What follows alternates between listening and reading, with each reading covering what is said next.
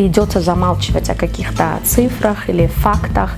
У вас тоже стигма по отношению к сотрудникам правоохранительных органов. Жертвами торговли людьми стали 700 граждан Таджикистана. Общество любит, конечно, всегда муссировать такой тип эксплуатации, как сексуальная эксплуатация. Это очень излюбленная тема. Тот боевой дух, который вы переняли оттуда, в принципе, очень сильно помогает в работе в МОМ. Я так поняла, что вы все уже обо мне знаете. Какие-то распространенные схемы вербовки существуют? Это через Facebook, через Viber, через ИМО.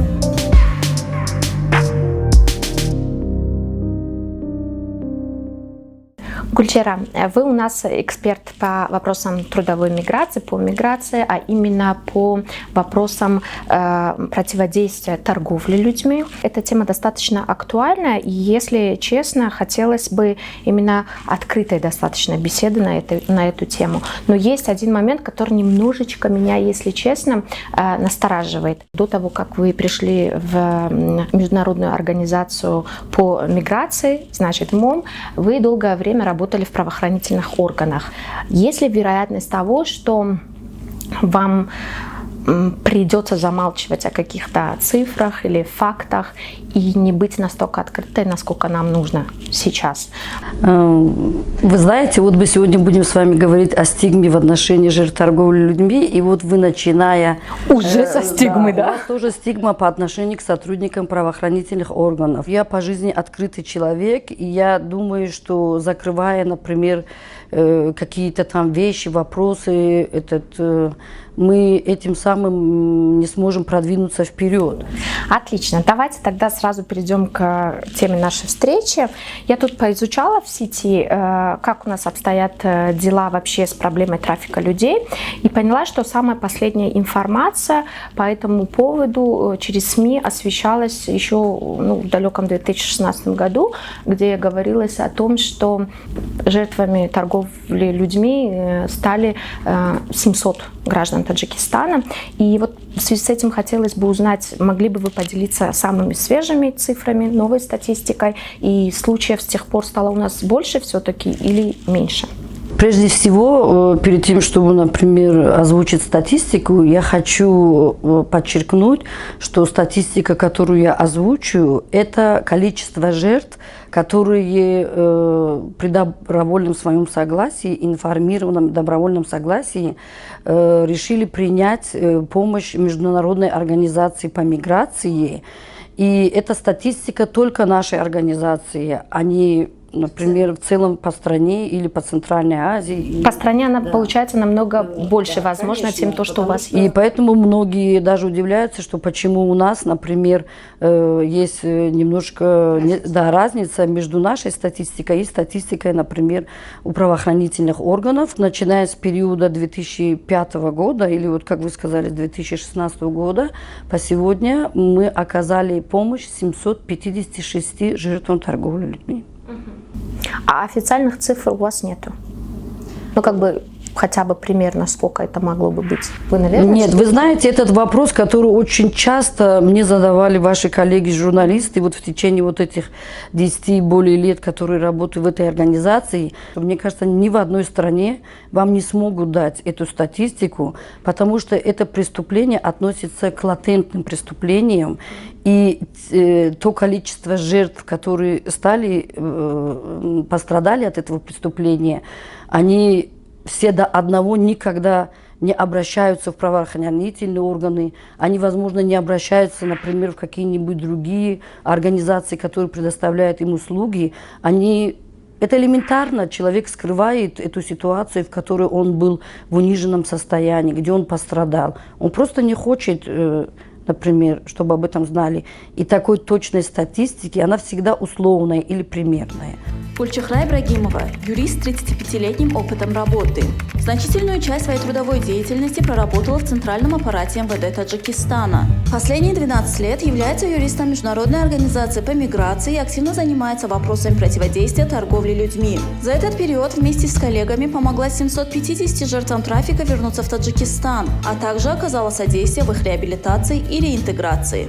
А кто чаще всего у нас становится жертвой трафика? Это мужчины или женщины? И в какой вид рабства мы больше всего попадаем, наши граждане? Очень общество любит, конечно, всегда муссировать такой тип эксплуатации, как сексуальная эксплуатация. Это очень излюбленная тема. Она так заводит всех. Но в целом, по результатам исследований, проведенных компетентными организациями международными, например, и в том числе и Международная организация по миграции глобально в мире, в большинстве случаев жертвами торговли людьми становятся мужчины. Именно в принудительном труде. Конечно, над психологическим портретом жертвы работают многие годы специалисты, которые идентифицируют этих жертв торговли людьми. И вы знаете, образование абсолютно не играет какую роль. Потому что мы столкнулись на практике с тем, что и жертвы торговли людьми может быть человек с высшим образованием. Ну, конечно, в процентовом соотношении их меньше, но это не исключается. В основном психологический портрет женщин, если говорить о женщинах, да, и молодых девушках, это молодые девушки от 18 до 35 лет, но в зависимости еще от типа эксплуатации. Я сейчас называю возраст женщин, которых вовлекают в занятия, например, проституцией.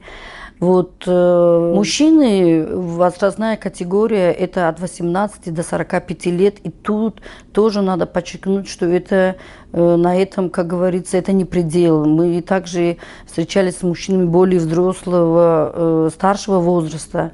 Психологический портрет также, если говорить о социальном статусе, в основном это люди из малообеспеченных семей, из неблагополучных семей. Но мужчины это почему-то многие окончили и имеют среднее образование, хоть и не полное и полное.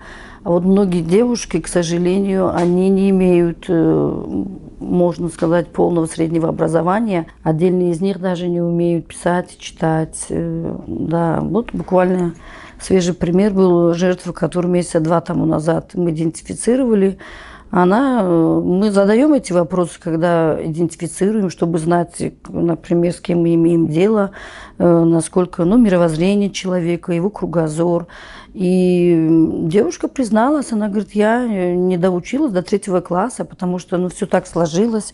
Моя мама умерла, меня отдали тете там, она мне, семья была бедная, не пустили, смотрела за детьми.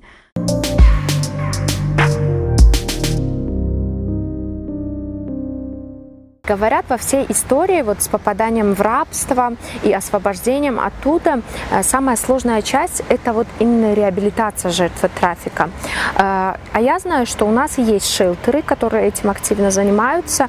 Мы очень хотели туда попасть. К сожалению, мы не смогли, поэтому хотелось бы у вас узнать. Расскажите-ка, где у нас эти шелтеры примерно находятся, потому что я знаю, что нельзя говорить, да, я так поняла, точный адрес.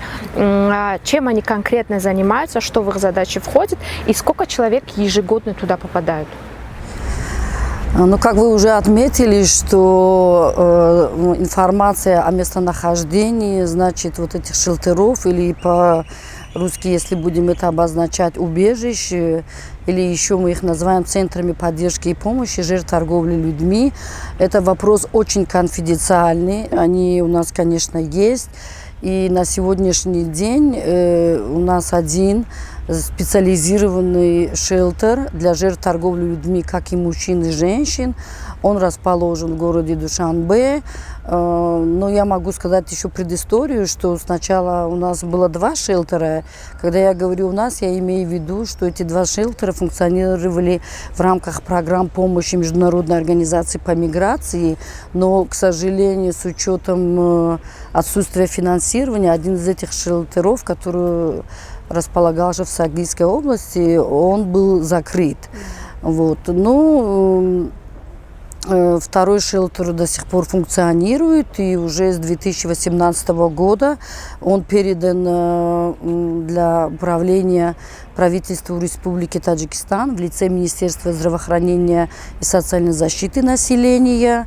Насчет вашего вопроса по поводу реабилитации, действительно, я согласна с вами, что это очень нелегкий процесс, и после возвращения это потеря психологического здоровья, физического здоровья, очень тяжелое душевное состояние. В основном мы оказываем помощь через неправительственные организации, партнеров МОМ. Определенное время в рамках того реинтеграционного плана, это может быть краткосрочный, среднесрочный или долгосрочный реинтеграционный план. А долгосрочно это насколько? Ну, на практике у нас было, что... Но это все зависит от травмы, да, от травмы и той ситуации, в которой находится жертва торговли людьми. Были у нас случаи, когда, например, жертвы торговли людьми не принимали обратно к себе, например, члены семьи. Ей некуда было, например, вернуться, и поэтому, пока мы ее обучали, пока она сама стала самостоятельно зарабатывать, чтобы оплачивать арендуемое жилье, естественно, она располагалась в этом центре поддержки и помощи жертв торговли людьми. На какой период? Было более 6-7 месяцев это было, да. Ну, поэтому социальная помощь и социальная адаптация, она рассматривает такие вопросы, как обучение, вот профессиональное обучение, их трудоустройство. Поэтому, чтобы уже человек, ну, конкретно жертва торговли людьми, могла самостоятельно отвечать за свою судьбу, брать ответственность. И это делается с той целью, чтобы жертва не ревиктимизировалась повторно, потом не попала опять в какую-нибудь среду или к людям, которые могли бы использовать уязвимое состояние и подвергнуть ее повторно виктимизации. А сколько вот человек попало, я не знаю, за последний год, за сколько там, какой-то определенный период? Можете назвать конкретную цифру? Насколько я имею информацию, последний год там помощь была оказана 6 жертвам торговли людьми. Там можно одновременно размещать более 6, например, женщин, жертв торговли людьми, и 12 жертв мужчин торговли людьми, если в этом будет необходимость. А также я хотела бы подчеркнуть, что в Центральной Азии, Таджикистане, это единственный шелтер, где есть шелтер для мужчин. Мы также, ну, в отсутствии жертв торговли людьми можем оказывать помощь и при необходимости также уязвимых мигрантов, которые нуждаются в размещении. Например, с 2006 года по 2018 год в рамках проектов Международной организации по миграции в этих шелтерах была оказана помощь более 200 с лишним человек. Кстати, Гульчира, а бывало ли так, что дела вот жертв трафика доходили до судов, и они получали очень хорошую компенсацию за моральный и материальный ущерб? Ну, конечно, конечно. В этом вопросе мы его обозначаем так. Это сотрудничество с правоохранительными органами с целью преследования торговцев людьми. Из года в год желание жертв наказать торговцев людьми, которые подвергли их эксплуатации, увеличивается.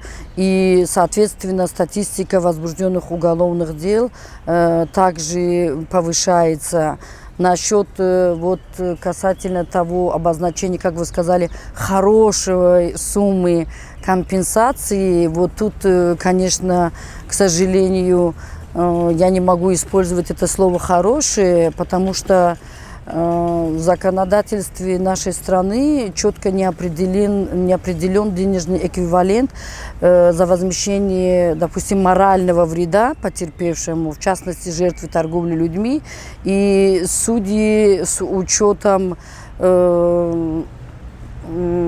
своего внутреннего убеждения и в рамках поданного иска в рамках рассматриваемого дела назначают суммы, которые с точки зрения специалистов, которые работают с жертвами торговли людьми и видят все последствия вреда, которые были нанесены психике, здоровью жертвы. Мы считаем, что те суммы, которые определяет суд, это абсолютно несоразмерные тем последствиям, которые, ну, как сказать, подвергаются жертве торговли людьми. Приведите пример вот последний вот какой-нибудь, где вот суд назначил намного меньше, чем ожидалось.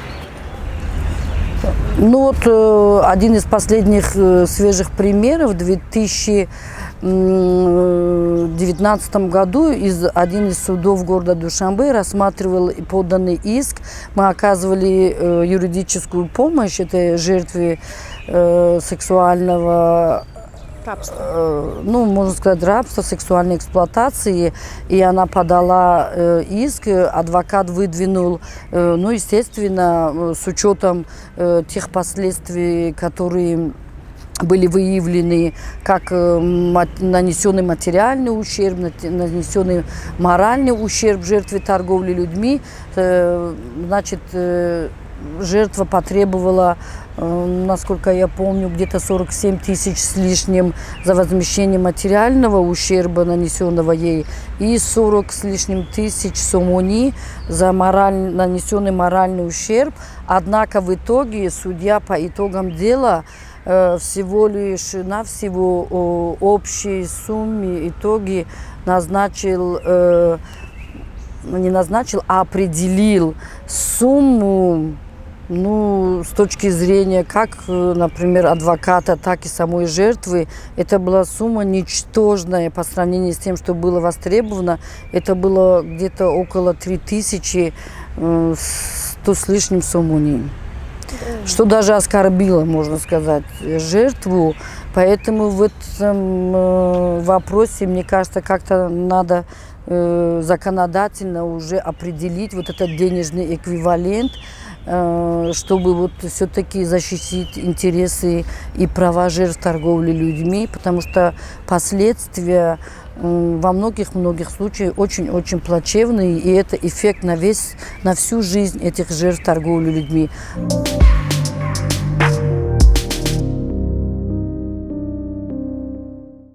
Ранее мы отметили, что вы работали в правоохранительных органах, и люди, которые вас знали, отметили, что те связи, которые у вас появились там, и тот боевой дух, который вы переняли оттуда, в принципе, очень сильно помогает в работе в МУМ. А мешает ли это вот в личной жизни? Потому что, смотрите, традиционная таджичка, жена, мама, это в основном мягкая, так скажем, послушная женщина, которая, ну, беспрекословно выполняет, так скажем, желания супруга и членов его семьи. У вас как с этим бывает? Я так поняла, что вы все уже обо мне знаете. Вы знаете, мне кажется, что вот этот боевой дух, он у меня по природе моей, по рождению, потому что у меня мама такая была.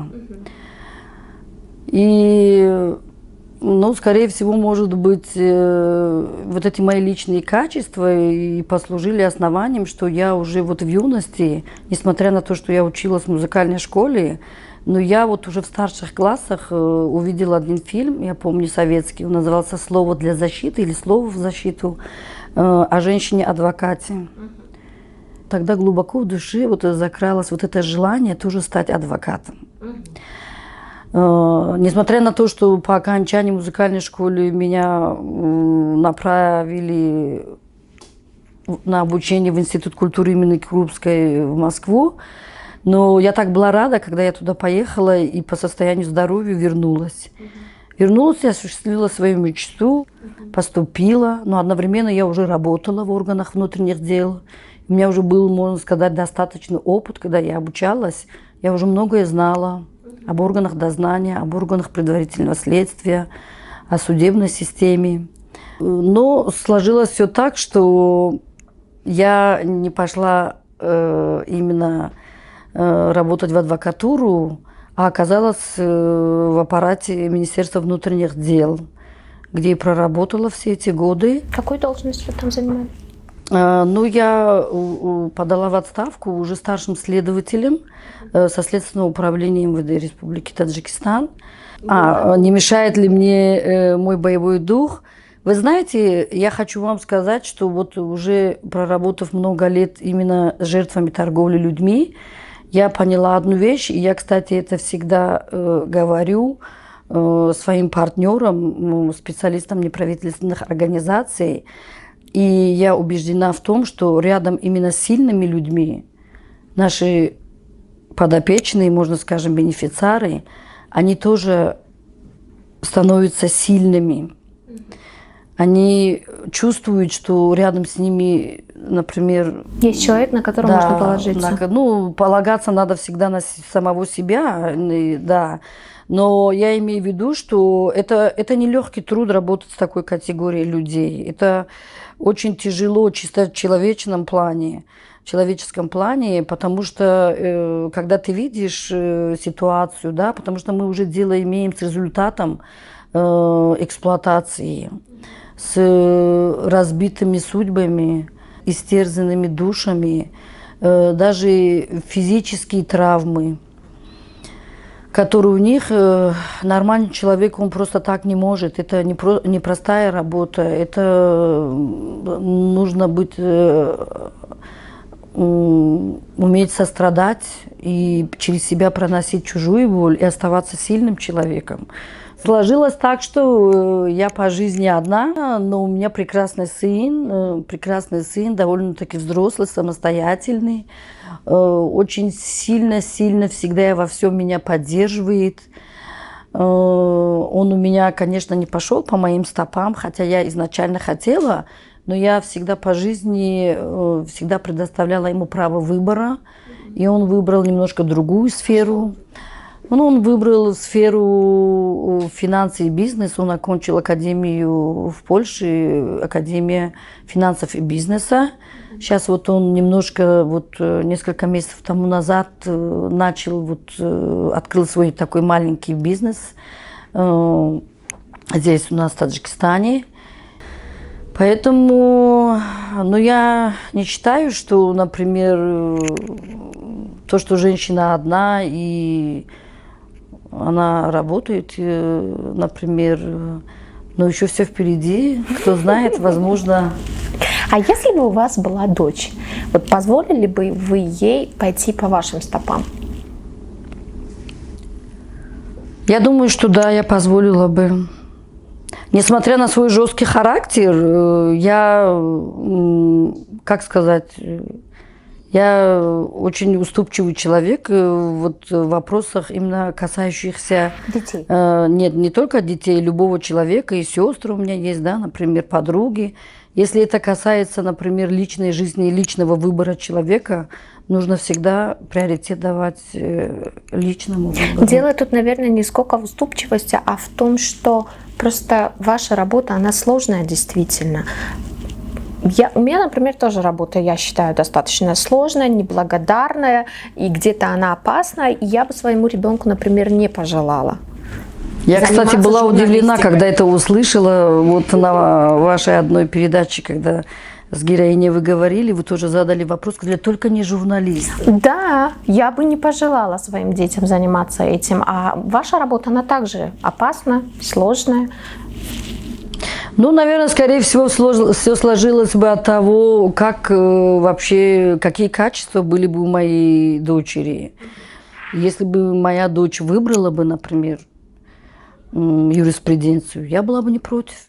А ваши родители после музыкальной школы, после образования в институте? Нет, моя мама абсолютно не воспрепятствовала, она, наоборот, поддерживала меня и гордилась мной.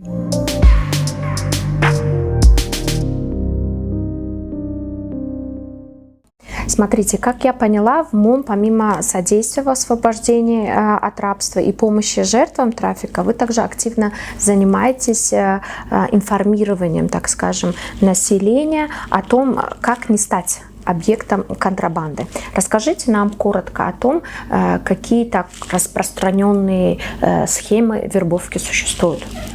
Классические схемы вербовки, уже это последние годы, это через социальные сети. Через социальные сети. Кстати, вот последние жертвы торговли людьми, которые тоже были идентифицированы, и когда мы слушали их рассказ, это подтвердило. Это через Facebook, через Viber, через ИМО, через вот эти коммуникации современные.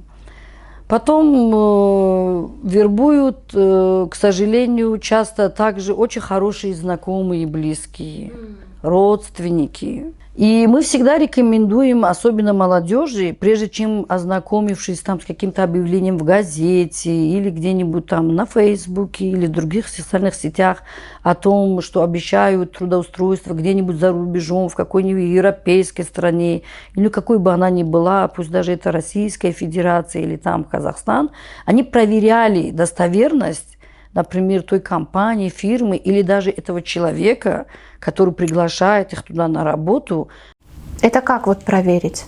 А у нас при Министерстве труда, миграционная служба, которая дает лицензии юридическим лицам и частным лицам именно на проведение, на деятельность в этой сфере. Получается, нужно обратиться в Минтруда, посмотреть, есть ли в их списке, да? Да. В их зарегистрировано, допустим, это лицо или, например, это компания. Все, это элементарно.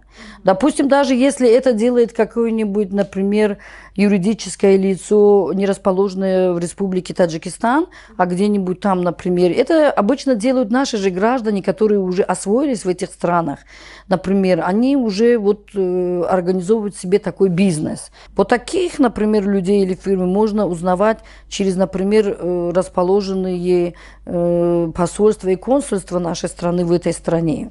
Понимаете, можно даже писать в посольство или обращаться в посольство и консульство этой страны, которые у нас расположены. Они тоже могут помочь, например, узнать, подтвердить, узнать, что, например, на законном ли основании, например, эта компания, или этот человек занимается этой деятельностью, а потом уже ехать туда, понимаете?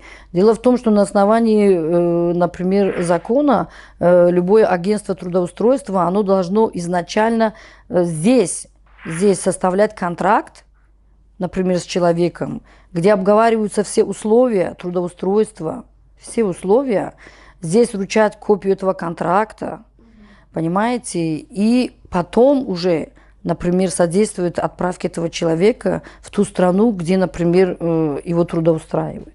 Очень много наших мужчин вот так поехали, просто так поверив на слова через телефон: приезжай, я тебя трудоустрою. Поехали туда, их никто не встретил.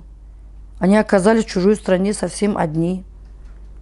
Естественно, уже риск попадания, допустим, там в рабство, в трудовую эксплуатацию. Возвращаться уже не могут, тут они деньги задолжали, в банке в кредит взяли, допустим, или, как часто они говорят, корову последнюю продали, чтобы билет купить. И вдруг они оказываются один на один с этой ситуацией. Я даже могу рассказать вам сейчас очень свежий пример вербовки, который я сама стала свидетелем. Месяца 2-2,5 тому назад я посетила одно ателье в центре города.